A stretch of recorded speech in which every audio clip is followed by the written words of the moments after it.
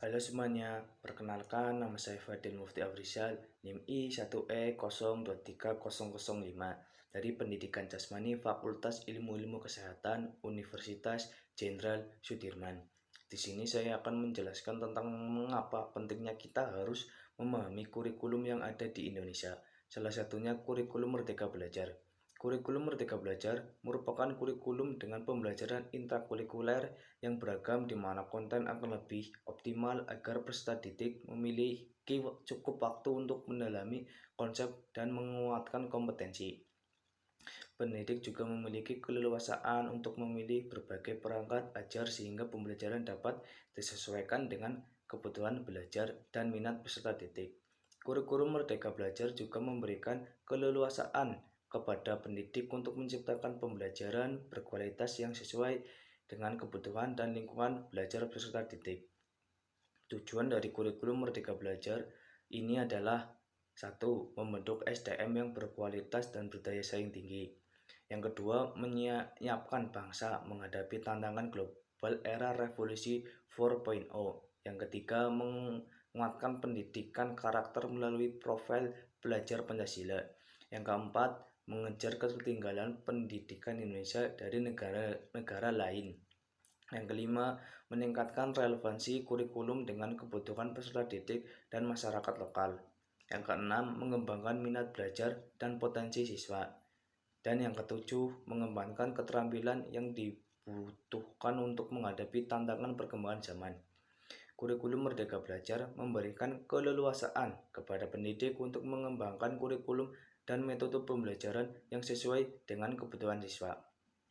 Kurikulum ini juga memungkinkan sekolah untuk lebih fleksibel dalam merancang kurikulum. Mungkin tantangan yang akan dihadapi dalam penerapan kurikulum Merdeka Belajar diantaranya yaitu 1. Kesiapan pendidik. Pendidik perlu mengembangkan keterampilan baru seperti integrasi teknologi pembelajaran berbasis proyek dan penilaian formatif. Yang kedua, sarana dan prasarana. Terbatasnya ruang kelas, fasilitas laboratorium, perpustakaan, dan serta buku belajar atau sumber belajar lainnya. Yang ketiga, pelatihan. Kurangnya pelatihan terkait kurikulum merdeka. Yang keempat, pembelajaran masih kesulitan dalam melakukan evaluasi pembelajaran. Yang kelima, kondisi siswa, orang tua, dan lingkungan. Kondisi siswa, orang tua, dan lingkungan juga menjadi tantangan dalam penerapan kurikulum Merdeka Belajar. Yang keenam, ketimpangan kebijakan pemerintah. Ketimpangan kebijakan pemerintah juga menjadi tantangan dalam penerapan kurikulum Merdeka Belajar. Dan yang ketujuh, yang terakhir, keluar dari zona nyaman. Pendidik perlu keluar dari zona nyaman di sistem pembelajaran yang biasa dilakukan sebelumnya.